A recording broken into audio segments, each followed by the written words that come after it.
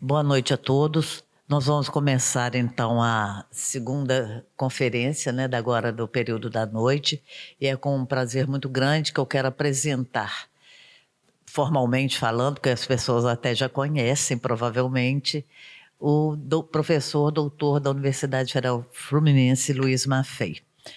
O professor Maffei é um crítico muito notável, né, da literatura portuguesa, é também um poeta, tem muitas publicações. Eu até trouxe o espelho da plataforma Lattes, mas eu acho que nem preciso de ler tanto porque é muito grande. Então eu vou prestigiar principalmente a sua produção bibliográfica, tá, o Maffei? Depois, se eu faltar alguma coisa. Mas antes de começar, eu queria falar uma coisa interessante. Quando o Saramago morreu, meu programa de pós-graduação estava com uma revista toda montada, engatilhada, que é a revista Hipótese, que tem uma boa circulação, e para ter um número, né, do programa, com as linhas de pesquisa e tudo. Aí o Saramago morreu, eu pedi a coordenadora lá, o colegiado, para eu publicar, fazer um número especial da Hipótese com aqueles recursos, por causa que eu não queria que passasse em branco, né, sem a Hipótese fazer alguma coisa. E naquela época não tinha WhatsApp, né, tinha só e-mail. Então eu contatei todo mundo que eu pude e que teve disponibilidade, e nós fizemos um número especial da revista Hipótese para o Saramago. Várias pessoas colaboraram, acho que a Cláudia, inclusive, e aí eu pedi ao Maffei um artigo, ele escreveu um artigo provocativamente intitulado Anti-Saramago. Eu deixei para o final do número, porque eu falei, todo mundo era encomiástico, todo mundo estava elogiando. E o Maffei botava um artigo chamado Anti-Saramago, eu falei, vai ser o fecho, que aí abre o debate. E foi um sucesso absoluto. Primeiro alguém virou para mim, mais conservador, falou, mas você vai publicar um artigo na revista para o Saramago, que chama Anti-Saramago? Eu falei, então você lê primeiro o artigo, você vai ver que vai valer a pena publicar essa provocação.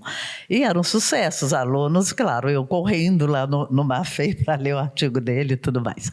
Então, quando ele põe no currículo dele, que ele publica, tem várias publicações, Convergência Luzida, coloca letras e bota a hipótese, eu acho que a referência é a esse momento importantíssimo para nós e que ficou marcado, né, na minha cabeça por causa do...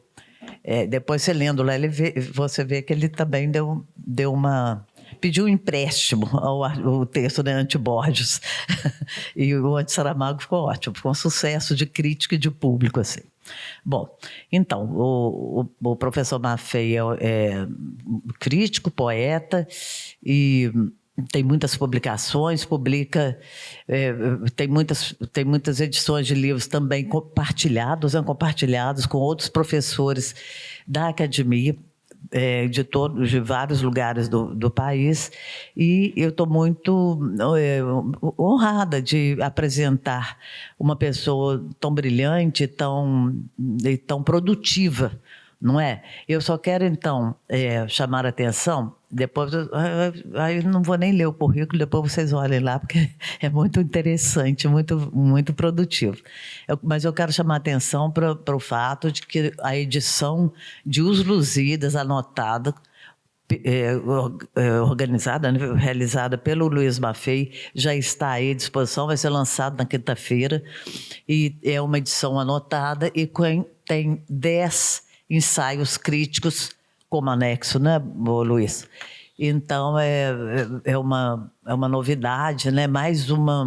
É muito importante nesse período, nesse ano de comemorações, né, dos Sesc, quase 500 anos do Camões, que tem essa edição feita por um especialista brasileiro, por um investigador brasileiro, que vem acrescentar a fortuna crítica dessa obra gigantesca, monumental, maravilhosa, uma contribuição brasileira e jovem. Muito obrigada. Eu passo a palavra ao professor Luiz Maffei. Boa noite, gente. Boa noite a todas e todos que estão aqui. É um prazer grande. Eu quero começar agradecendo a Maria Luísa, justamente por esse Anti-Saramago de 2010. Eu me lembro que o texto estava pronto, o texto é um pouco feroz com Saramago, mas ao mesmo tempo é uma homenagem. E aí, num certo domingo, 2 dias antes de eu mandar o texto, um amigo me diz: Maffei, você não deve mandar esse texto, é um absurdo você mandar esse texto, não faz sentido você mandar esse texto. A revista é uma homenagem, quando você vai fazer uma contra-homenagem. Eu fico em crise. Era o domingo, 2010, era o domingo da eleição da Dilma Rousseff. E eu interrompo o acompanhamento da eleição, que nos mobilizava a todos, e escrevo um e-mail para Maria Luísa: por favor, fique muito à vontade para não incluir meu texto.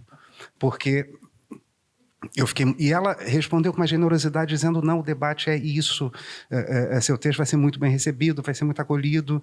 E Maria Luísa, eu te agradeço muito por isso, por esse acolhimento tão generoso ao Anti-Saramago. Enfim, eu quero agradecer muito ao meu camarada Silvio César dos Santos Alves, que ali está, que organizou tudo isso e que organizou de uma maneira muito ousada, eu diria, né? De uma maneira muito Silvio Romerito, né? Você organizou esse congresso ao modo Romerito. Quem não sabe quem é o Romerito, procure. O Silvio entendeu a referência, o Sérgio Nazar também, claramente, né? E eu fico realmente muito feliz e honrado de estar aqui na cidade do maior compositor, um dos maiores compositores da música brasileira de todos os tempos, que é o Arrigo Barnabé, que inclusive dedicou a Londrina talvez a mais bela canção que uma cidade já recebeu na música brasileira, que é a Londrina, a música do famoso Festival de 81, que tem aquele verso: e a noite envolvia a Londrina. E é uma honra, porque o Arrigo Barnabé, para mim, é uma grande referência musical, cultural e tal. Eu queria dedicar o texto ao grande mestre, que foi citado já pela Helena Boesco, Jorge Fernandes da Silveira, meu orientador, meu amigo, que deveria estar aqui e que faz muita falta não estando. Então eu passo logo a leitura do texto, que se chama Camões, um pensamento desejante. As citações, o meu PowerPoint tem só citações, mas são só citações aos poemas e 2 ou 3, eu acho que 3 citações teórico-críticas, um pouquinho mais longas. Uma das palavras mais maltratadas em nosso tempo é criatividade, junto a seus correlatos. Outras são as relativas ao campo de significação de desejo. Pensamento, está quase sumindo do mapa. Então, criatividade e desejo sofrem por um deslocamento excessivo, abusivo, e pensamento pela crescente desimportância do gesto. Na linguagem mais corriqueira, pensar está ligado há muito tempo à tomada de decisões, mas já esteve mais próximo de uma nobre dimensão reflexiva. Muita coisa, na aceleração da vida cotidiana, nos faz, segundo a dinâmica digital, basear nossa ação cotidiana em 3 movimentos: reagir, responder e engajar-se. Não pense em aceleração exatamente no sentido da correria da vida, tópico ainda vigente, mas antigo. Penso na internalização do que Paul Virilio entendeu como dromocracia, agora colada a nossos corpos nas formas dos smartphones e naturalizada em nossa prática de receber, reagir e responder. Já adianto que entenderei a poesia, a de Camões especificamente, mas a poesia como uma força fraca que propõe outros modos de vida. Antes, a caminho, palmilho devagar. Quero pensar sobre o pensamento camoniano, um pensamento desejante, criativo. Atualmente, a ideia de criatividade foi sorvida por uma lógica neoliberal que encontra na publicidade sua ponta de lança. Publicidade não como exposição e discussão do que seja de interesse público. Infelizmente, nem tão somente como a mera prática de criar uma linguagem sedutora a fim de infundir em uma mercadoria valores mais ou menos transcendentes ao uso, e as mercadorias, sabemos, os têm. A lógica publicitária que orienta a noção atualmente prevalente de criatividade exige de cada uma e um de nós um exercício constante de autopromoção, além de capturar o que seja criativo para ações que nada criam, apenas respondem a exigências deste tempo. Assim, o empreendedorismo tem sido criativo, a perfumarização de relações parentais é criativa, são criativos, mais que nunca, os filmes publicitários. Criação não é isso, ao menos a que me interessa. Se a criatividade foi amassada pela mentalidade neoliberal, o mesmo se aplica ao desejo. Desde logo, fico sempre muito surpreso quando alguém, ao telefone, pergunta: com quem deseja falar? Ou, como se diz mais frequentemente hoje em dia, quem deseja? A resposta que me ocorre imediatamente é o sujeito, pois a subjetividade se funda, entre outros alicerces frágeis, em nossa aptidão, condenação técnica para desejar. Mas estamos testemunhando há bastante tempo um processo de desvinculação do desejo, de exercícios libertadores e associação dos processos de desejar ao capital, não apenas na forma da mercadoria, mas de consumo em sentido amplo, inclusive consumo interpessoal. Camões é um excepcional aliado para vivermos este tempo. Para pensar em desejo em Camões e desejo pensante, ou pensamento, ou ainda pensamento desejante, visito um soneto que sabemos de cor e sem saltar versos. Tanto de meu estado me acho incerto, que em vivo ardor, tremendo, estou de frio. Sem causa, juntamente choro e rio, o mundo todo abarco e nada perto. É tudo quanto sinto um desconcerto. Da alma um fogo me sai, da vista um rio, agora espero, agora desconfio, agora desvario, agora acerto. Estando em terra, chego ao céu voando. Numa hora acho 1000 anos, e é de jeito que 1000 anos não posso achar uma hora. Se me pergunta alguém por que assim ando, respondo que não sei, porém suspeito que só porque vos vi, minha senhora. Parto da alegria e colho 2 versos. Primeiramente, o mundo todo abarco e nada perto, e, estando em terra, chego ao céu voando. É claro, como ninguém desconhece, que a poesia de Camões, lírica e épica, a teatral menos, está cheia de tristeza, melancolia e desespero. Não falo nisso agora, que fique como ruído de fundo. Mas parto da alegria, ou melhor, da alacridade, para ler brevemente um poema cheio de desejo. Abarcar o mundo todo e não apertar nada é uma espécie de contentamento adiado. Assim como, estando em terra, chegar ao céu voando é pura alacridade, do latim alaquer, um dos termos para alegria. Escreve Muniz Sodré que, diferentemente de gaudium, ligado ao que se pode chamar de contentamento, e de laetitia, que resulta de um dom divino, alaquer, alacris, palavras do Muniz, são adjetivos semanticamente referidos à liberdade da asa, ala, no céu, e à permanência da terra. Aker deriva de ager, campo. Fim da citação ao Muniz. Muita crítica à técnica, em sua dimensão capitalista, de Martin Heidegger a Silvia Federici, reivindica, ainda que de modos muito distintos, uma resistência baseada na relação com a terra. Então, não será exagero se eu notar, na permanência do poeta em terra, gesto criativo, ético de certo, mas criativo, pois a terra, agar, é o locus do trabalho de criação, poética no caso, e matéria para a criação. Por outro lado, a chegada ao céu voando é o próprio desprendimento, que num oxímoro não paradoxal, mantém em si a ética da terra. Afirma Muniz Sodré que esse desprendimento, cito, abole o fluxo do tempo cronológico, experimenta uma sensação intensa de presente, capaz de envolver os sentidos e libertar a consciência de seus entraves imediatos. Tanto de meu estado me acho incerto, que em vivo ardor tremendo estou de frio. O começo do poema é a expressão muito viva de um pensamento criativo, pois põe na mesa a dúvida que, muito antes de Descartes, é extraordinário germe de pensamento, mais que de conhecimento, mas também de conhecimento. Há uma espécie de coincidência, ou melhor, de simultaneidade entre pensar e conhecer em Camões. Ou seja, não necessariamente um pensar para conhecer, mas um conhecer pensando. Isso não deixa de se ligar, obviamente, ao corpo. E a poesia de Camões investe num conhecer com o corpo, do qual o pensamento não se desliga.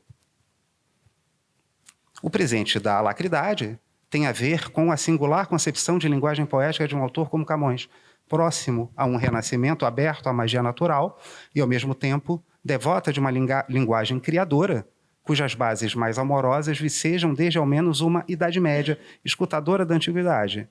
Isto é, o falar de amor não é falar sobre o amor, mas desde o amor, ou melhor, falar o amor. Essa é uma regra, em nada desatenta a um Platão dramaturgo e dramático do jogo cortês, que cruzou séculos e chegou a Dante, depois a Petrarca, depois a Camões, etc. Digo isso porque a alegria posta em cena num poema como Tanto de meu estado me acho incerto só existe em virtude de uma infusão de amor na linguagem. E aí está seu compromisso com o desejo e com o movimento, da terra ao céu e vice-versa. E a ética da terra emana do poema, inclusive porque a terra é o espaço onde as pessoas humanas atuam e onde somos atuadas, o que permite que vislumbremos um muito singular realismo na poesia camoniana. O desejo tem muito de incerto. Em verdade, o desejo só se move em certa zona de incerteza, não apenas do que desejamos, mas de sua própria movimentação. Tramando com premissas que vêm de Freud, Caetano Veloso forjou um notável verso na canção Pecado Original: a gente não sabe nunca ao certo onde colocar o desejo.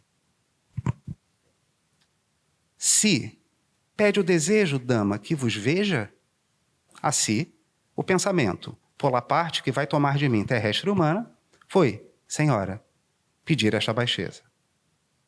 Diz outro soneto que sabemos até dormindo. Então, se me pergunta alguém por que assim ando, respondo que não sei, porém suspeito, que só porque vos vi, minha senhora. Isto é, a urdidura do desejo em linguagem solicita um engajamento e uma reação em tudo distintas da lógica autopublicitária do mundo digital, digitalizado. O desejo, a senhora, o desejo não é a senhora, mas com ela se confunde, engaja poeta e poema, e o interlocutor suposto ocasiona uma reação que ainda é pura dúvida ou suspeita. Aí se dá a criação. Na encruzilhada entre desejo, coisa plural, ainda quando cônscia de um, digamos, objeto recortável no do real, e linguagem. Aí também se move o pensamento, a vontade de conhecer enquanto experimento e, portanto, a criação. Logo, a pergunta banalmente feita em telefonemas, quem deseja? Pode ter outras respostas em Camões além de o sujeito. Quem deseja se encontra em circunstância que favorece o reconhecimento de que, de acordo com Bonnie Honig, comentando Hannah Arendt, cito a Honig, a identidade não é a condição expressiva ou a essência da ação, mas seu produto. Lembro-me de uma cena muito importante dos Lusíadas, que é o pré-encontro entre Vasco da Gama e o rei de Melinde. O relato do Gama é, obviamente, um dos fulcros do poema, ocupando quase 3 dos 10 cantos. Mas, nos Lusíadas, as cenas anteriores às mais célebres merecem grande atenção. Nesse momento se encontra uma das ocorrências mais interessantes de desejo no poema. Na estância a seguir, o sujeito de leva é Mercúrio, o sileneu. Mercúrio, consigo a fama leva, porque diga do lusitano o preço grande e raro, que o nome ilustre a um certo amor obriga e faz a quem o tem, amado e caro. Desta arte vai fazendo a gente amiga, com rumor famosíssimo e preclaro. Já Melinde, em desejos, arde todo, de ver da gente forte o gesto e modo. Em resumo, os portugueses são acolhidos em Melinde não por algum merecimento direto, mas por uma ação divina que excede seu poder e conhecimento. Júpiter orienta Mercúrio a favorecer a fama dos visitantes e, para isso, leva consigo a própria fama. O narrador, evidentemente, força a mão para celebrar os viajantes, e de fato os celebra, mas é preciso haver uma circunstância não conquistada por força ou astúcia para que Vasco da Gama e os seus sejam recebidos tão cordialmente naquela parte de África. A tarefa de Mercúrio e fama, obediente às ordens que recebe, sejam para difamar, sejam para enaltecer, é preparar o espírito dos melindanos a fim de que abracem a gente nova que vem. O que quero ressaltar aqui é que Melinde, em desejos, arde todo de ver da gente forte o gesto e modo. Após essa indicação, há outras 6 ocorrências de vocábulos ligados a desejo no final do canto segundo, 4 delas referentes ao desejo que os melindanos têm do encontro. Numa delas, o rei diz, em discurso direto: porém, como a luz craste na chegada ao mundo for, em minhas almadias eu irei visitar a forte armada, que ver tanto desejo há tantos dias. Noutra, e não menos com tempo se parece o desejo de ouvir-te o que contares, que quem há que por fama não conhece as obras portuguesas singulares. Enquanto os africanos desejam os portugueses, estes precisam dos africanos, e uma noção que Mercúrio reitera em sua fala durante o sonho de Vasco da Gama refere-se a agasalho, acolhimento em Melinde. Um rei, com muitas obras de amizade, gasalhado, seguro te daria, não sem antes indicar que o Gama terá outro rei mais amigo, noutra parte, onde podes, seguro, agasalhar-te.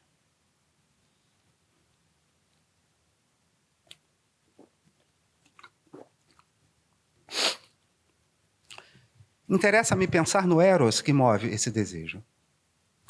No banquete platônico, diálogo inteiramente dedicado à definição de amor, Platão, como sói, recolhe a palavra do seu Sócrates, e este, por sua vez, cita a mulher de Mantineia, Diotima, sobretudo entendida neste assunto, como em muitos outros, que o doutrinou sobre as questões do amor.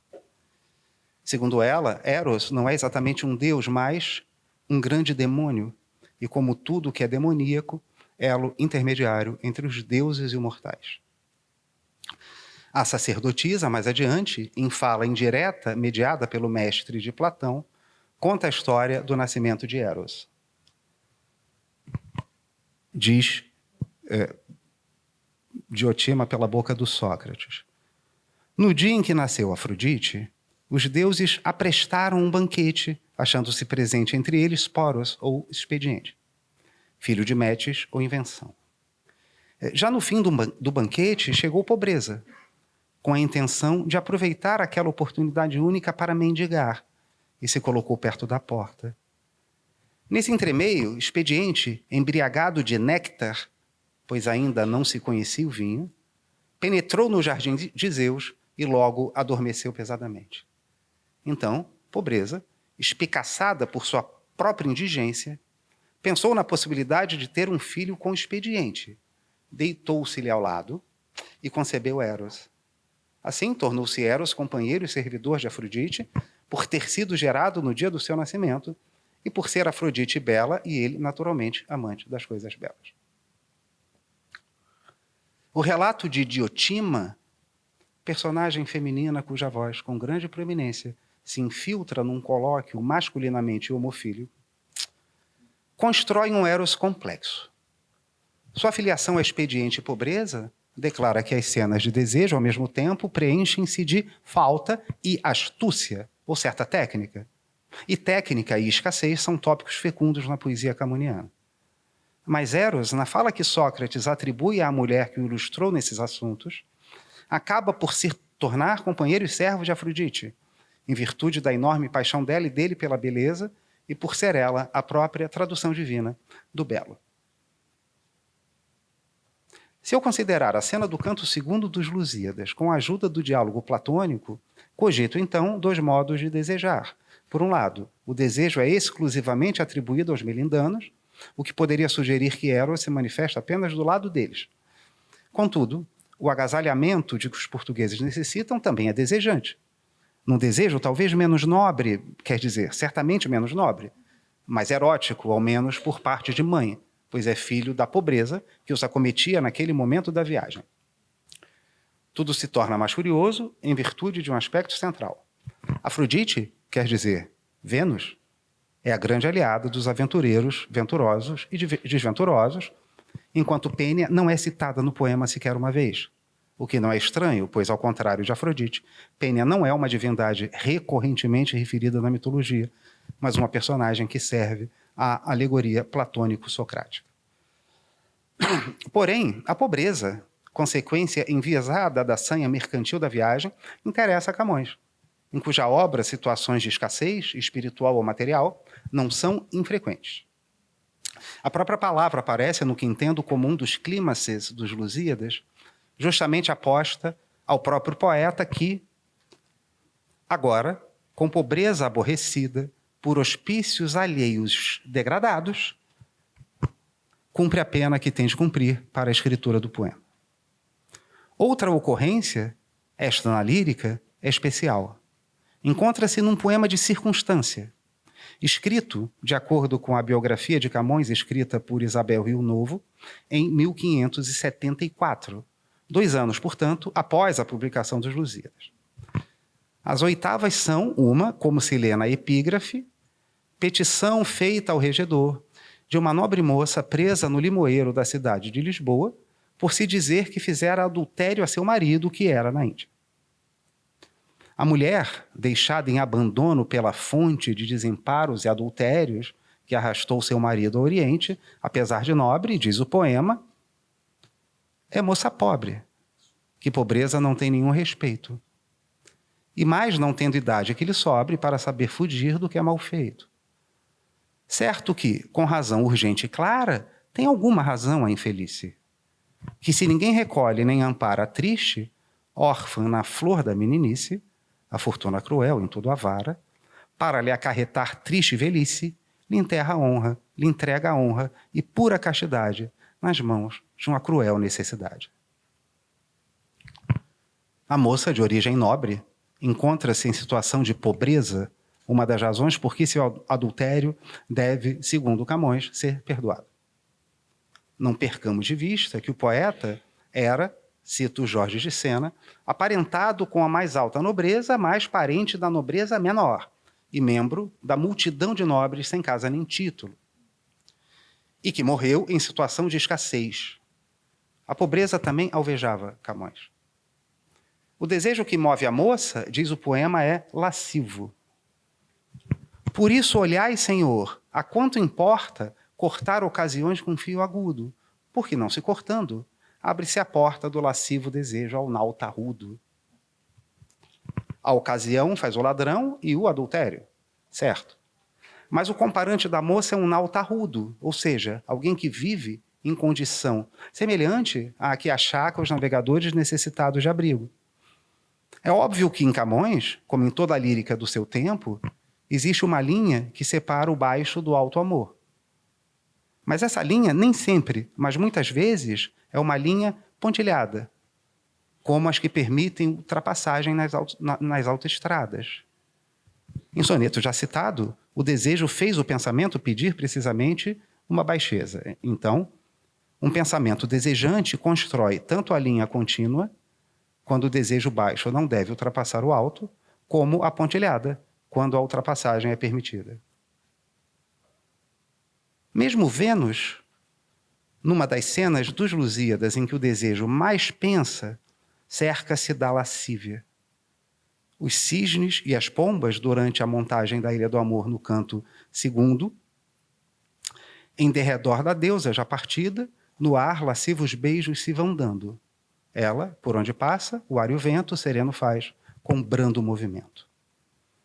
A propósito, essa é uma cena pensante, porque o que Vênus quer com a ilha, e explica-o a Cupido, não é meramente premiar os navegantes, mas mudar o mundo através do amor. Quero eu dizer que a moça que praticou o adultério em virtude de um lascivo desejo não deixa de ter seu eros, ainda que baixo, derivado diretamente da pobreza. Logo, ela está para os portugueses, assim como amantes mais nobres, e não apenas de linhagem, estão para os melindanos. Então, se o desejo em Melinde, que arde todo, é nobre e mais afrodisíaco que o dos portugueses, em cada um há seu eros. Num, por assim dizer, ele é filho de Vênus, e essa filiação está dita no mesmo canto segundo. Noutro, ele é filho de Poros e Pênia, ou seja, é tanto astúcia, ainda que emprestada de Júpiter via Mercúrio e Fama, como necessidade. Mas há um aspecto nesse encontro que me parece valioso numa dinâmica de desejo: a narrativa, ou melhor, as narrativas. Os africanos desejam os portugueses tão somente porque ouvem falar deles. Lembro-me de um dos fragmentos do discurso amoroso de Roland Barthes, cito: o ser amado é desejado porque um outro ou outros mostraram ao sujeito que ele é desejável. Por especial que seja, o desejo amoroso é descoberto por indução. Fim da citação ao Barthes. No caso da cena do canto segundo, o desejo amoroso, não sexual, mas cheio de libido, é induzido pela fama, sob as ordens de um Mercúrio que obedecia a Júpiter. Cito de novo Barthes: mostre-me quem devo desejar, mas depois caiam fora. Mostre-me quem devo desejar é o título do capítulo do livro do Barthes. E é isso, caem fora, que fazem as divindades tão prudentes nesse sair de cena. Se não há uma narrativa formalmente constituída na indução do desejo nos melindanos, há algo dessa ordem, uma mediação com sentidos, quase um texto. Assim, desejosos, eles podem ouvir o relato de Vasco da Gama, esta sim uma narrativa que desfruta de uma escuta atenta e ritual. A apresentação da cena de escuta é: prontos estavam todos escutando o que o sublime Gama contaria. E sabemos que o contrário da escuta produz, no final do poema, o maior desgosto em Camões. A capacidade de ouvir com atenção, especialmente em relatos longos, é das grandes perdas do nosso tempo, muito mais drástica do que Benjamin poderia imaginar. Vivemos uma época em que a atenção dura muito pouco e se dedica frequentemente a irrelevâncias. Além disso, a sedução dos breves textos que nos atacam de vários lados, especialmente no espaço digital, não raro exerce sobre nós a sedução do consumo, não o prazer do texto, tampouco o seu gozo. Retomo, obviamente, as categorias de Barthes no prazer do texto. E há astúcia nos dois gestos encenados, portanto, há poros. Entendo astúcia aqui mais como sagacidade que como engano, ainda que esta última palavra em nada desagrade a Camões. A astúcia do relato é movida pelo desejo desde a declaração do poeta, antes de passar a palavra a Vasco da Gama. Dirigindo-se a Calíope, musa da poesia épica, Camões pede: põe tu, ninfa, em efeito meu desejo, como merece a gente lusitana. É esse desejo que faz a fala do Gama pensar, ainda que não se pense muito. Mas se pensa, por exemplo, quando dá voz ao Minês que não suplica, mas realiza uma parresia, quase uma afronta ao poder. E a astúcia na escuta, ato, princípio de reconhecimento de um tu. Segundo Judith Butler, em conversa com Adriana Cavalheiro, cito: se perco as condições de interpelação é porque não tenho um tu a quem interpelar. E assim também perco eu mesma. Para Cavalheiro, só se pode contar uma autobiografia para o outro, e só se pode fazer referência a um eu em relação a um tu. Sem o tu, minha própria narrativa torna-se impossível. Fim da citação a Butler. O Gama não realiza exatamente uma autobiografia, mas uma biografia de Portugal. Não obstante, a história chega a ele, quase escatologicamente. Eu, que bem mal o cuidava, que em efeito se pusesse o que o peito me pedia, que sempre grandes coisas deste jeito pressago o coração me prometia, não sei por que razão, por que respeito ou por que bom sinal quem me se via, me põe o ínclito rei nas mãos a chave deste cometimento grande e grave.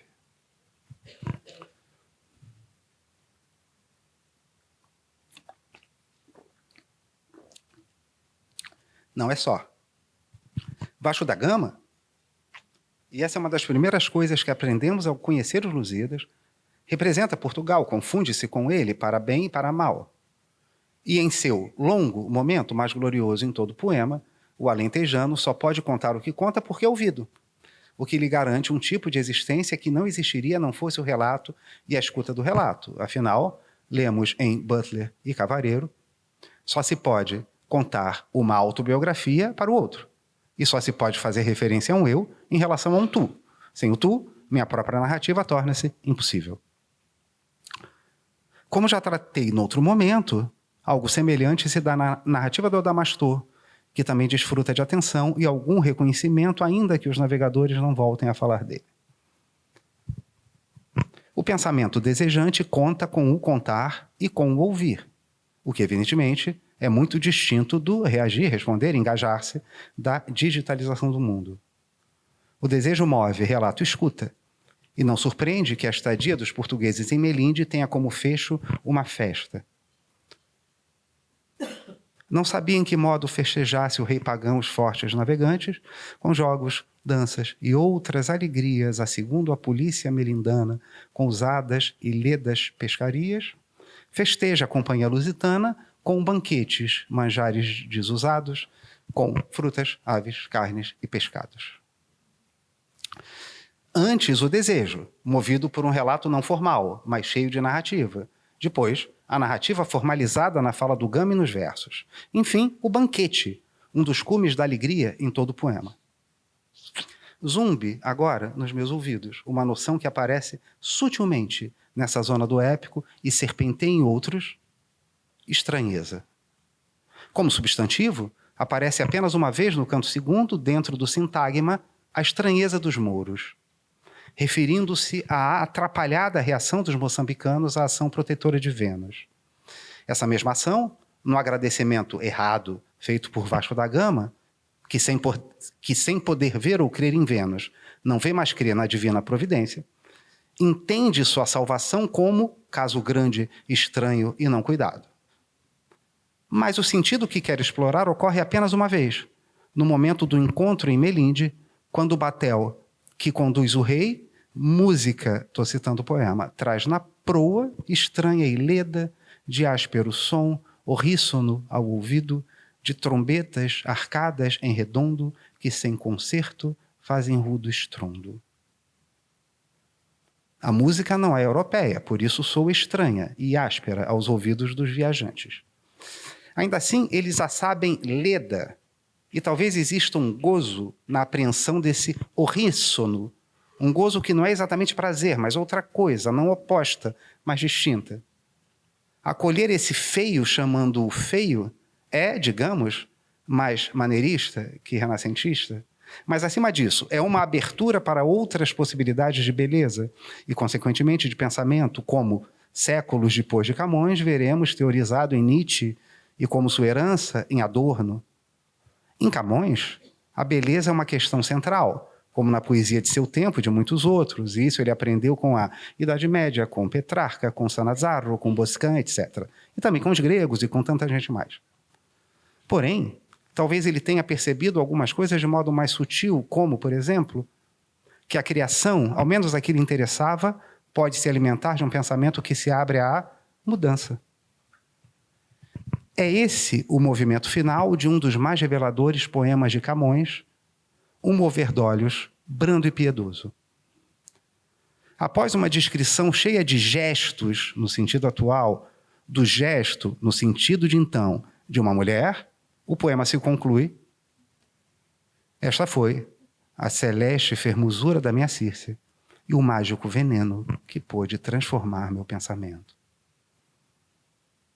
O pensamento, sim, existe para ser transformado, e um pensar transformado aproxima-se de um pensar transformador.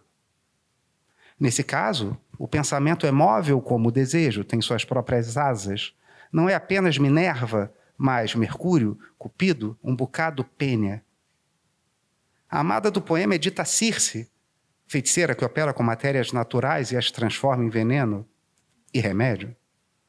O mágico veneno permite ao poeta um pensamento novo, de certo modo estranho. Mas estranho a quê? Obviamente, há alicerces do pensamento velho, não transformado, menos, logo, transformador. Mas em Camões, as antinomias rodopiam umas com as outras. O novo não abole o velho, nem o velho oblitera o novo, mas os opostos são levados a se entender um com o outro, às vezes com atrito, outras com algum balanço.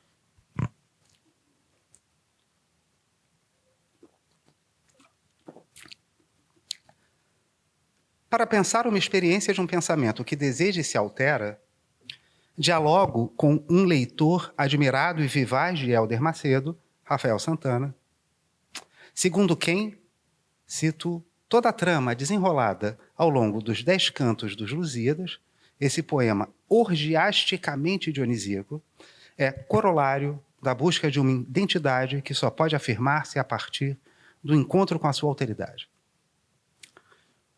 Também na lírica, pois, segundo o autor, diz ele, a poesia camoniana é a demanda de um conhecimento que se formula no encontro com a alteridade, é a viagem rumo ao incógnito, que permite ao sujeito amante a experiência de ser no outro e com o outro. Outro niteroiense, que leu o poema em parceria com o autor de Camões e a Viagem Iniciática, Paulo Braz, escreve que a perspectiva amorosa camoniana, cito Paulo Braz, se fundamenta tanto na tradição lírica portuguesa, advinda das cantigas medievais, como em uma perspectivação moderna, que atravessa a ideia neoplatônica do desejo sublimado para se metamorfosear na elaboração do conhecimento por meio da experiência erótica.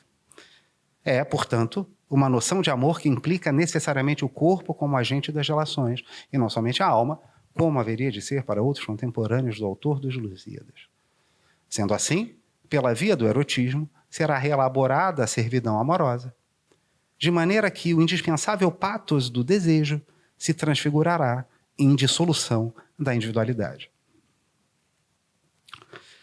Ameaça a individualidade no jogo amoroso que a poesia replica, imita e recria é a glória da alteridade. Isso faz com que a identidade do sujeito que escreve também se jogue em vários sentidos. No lúdico da poesia, muito vivo no tempo de Camões, inclusive em aspectos de sociabilidade, no arremesso do poeta rumo a vivências que sempre podem alterá-lo, e, enfim, na experiência de trabalhar com matérias explosivas, sem se defender delas, pelo contrário, entendendo-as como valores sem os quais não faz sentido viver. Assim leio o verso andando em bravo mar, perdido o lenho, de busca amor, novas artes, novo engenho. Estar no mundo é um jogar-se, experimentando, que não salva o poeta do risco do abismo, mas, pelo contrário, o arremessa aonde só a poesia leva, como entendeu o Heidegger de Para que poetas? Nesse sentido, jogar o jogo em Camões é também tocar um instrumento, outros corpos, expor o seu próprio ao toque. E não ignoramos que em inglês e francês tocar e jogar, chupler e jouer, por vezes se encontram na própria carne dos vocábulos. Camões é um sujeito sujeitado. Como diz verso e meio de enquanto quis fortuna que tivesse, ó vós, que amor obriga a ser sujeitos a diversas vontades. Essa sujeição amorosa, trampolim para uma escritura que se sobrecarrega de desejo, é já uma dessubjetivação.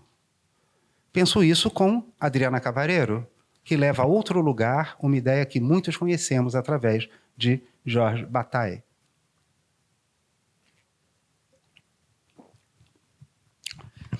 Escreve a Cavalheiro, a experiência do orgasmo, justamente, é muitas vezes identificada com a morte, onde o prazer coincidiria com o aniquilar do indivíduo na lógica autônoma e impessoal da carne. No entanto, o que morre aqui, ou melhor, o que já está morto, não é nada além do sujeito afogado em suas qualidades.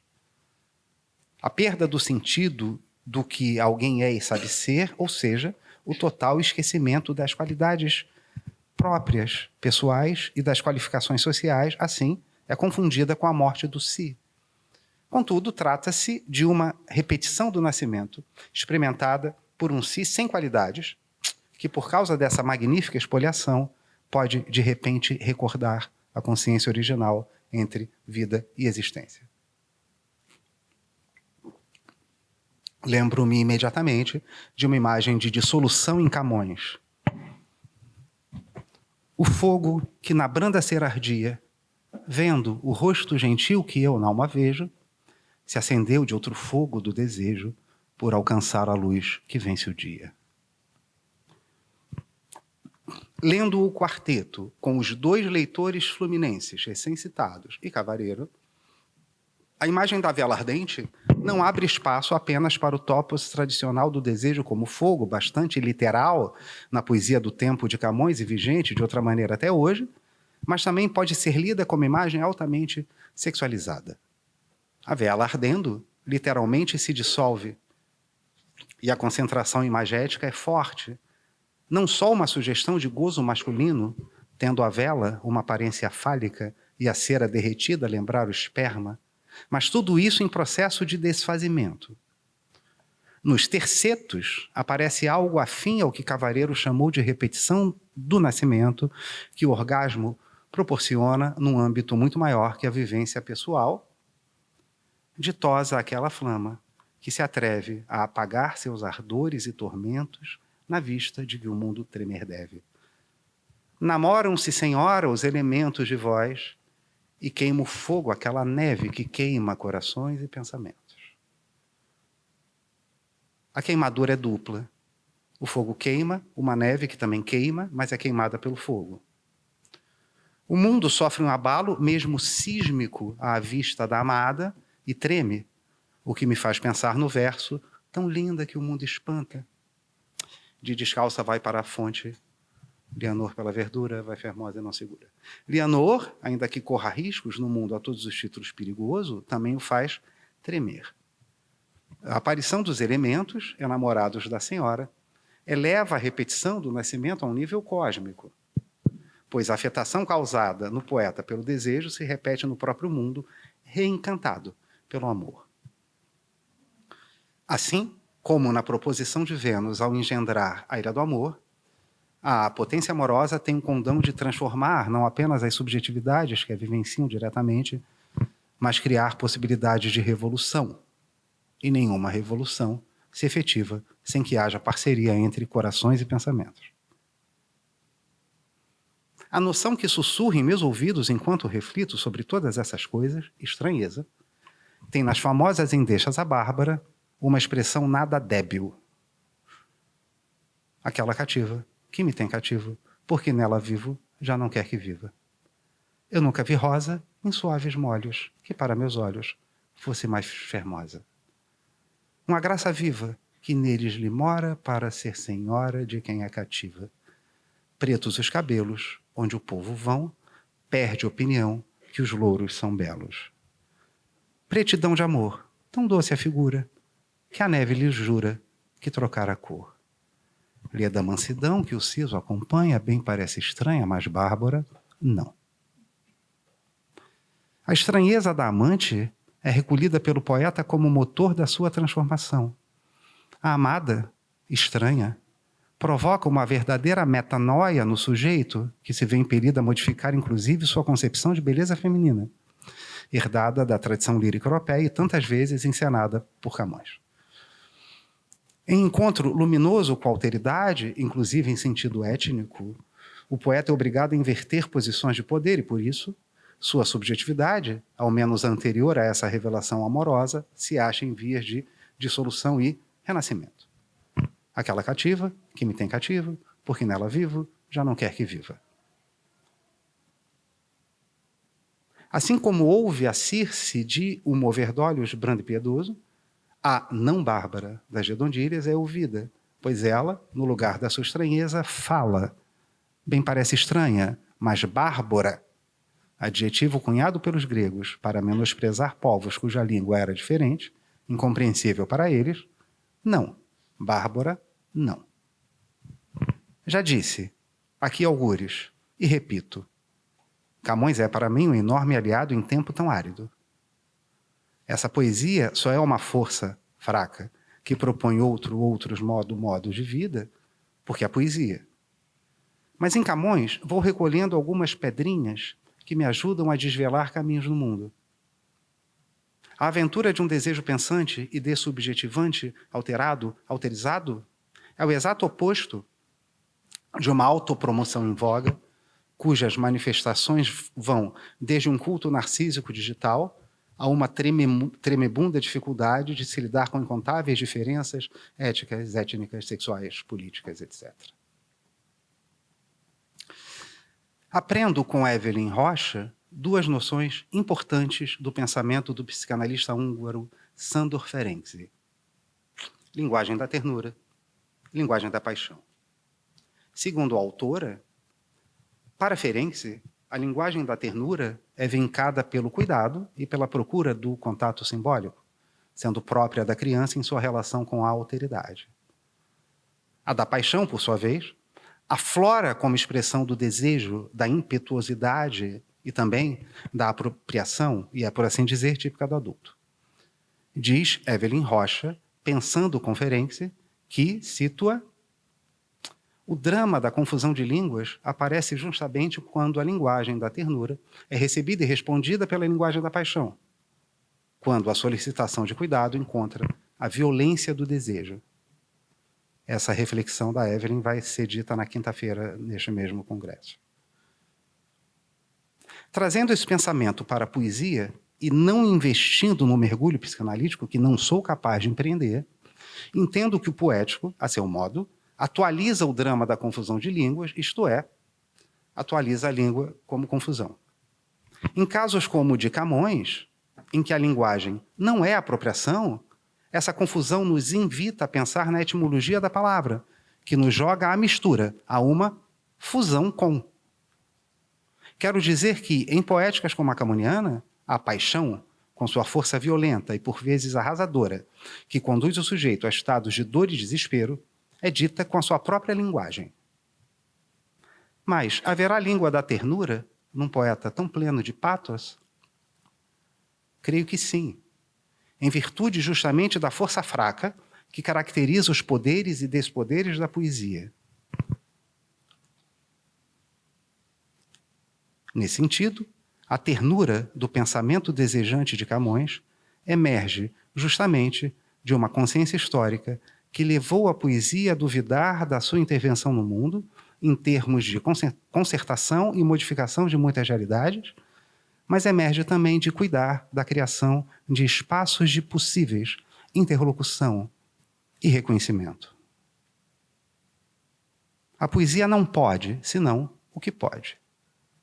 E Camões me ensina que, apesar de tudo, é possível que essa vida vã, que sempre dura, arda mais e queime melhor.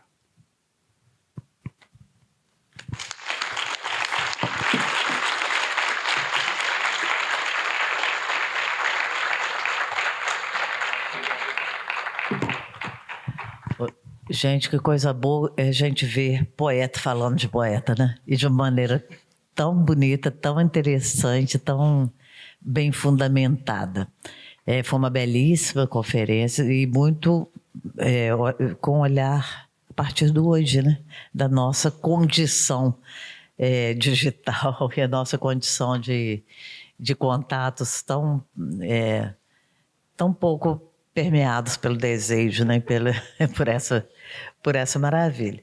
Muito obrigada ao Maffei, e eu queria muitas vezes cumprimentá-lo mesmo e falar que eu acabei não atinando de ler o currículo dele, mas ele é também um poeta e é também um escritor e também agora um doutor em comunicação, né? Que fez um outro doutorado. Por isso que eu me lembrei, eu devia ter falado, que é para as pessoas entenderem o ponto de partida da conferência, porque ele trouxe essa questão do segundo doutorado, né? Muito obrigada e muito boa noite a todos. E declaro encerrada a sessão? Você quer encerrar, Silvio? Faz favor. Eu quero pedir mais uma salva de palmas para o Maffei.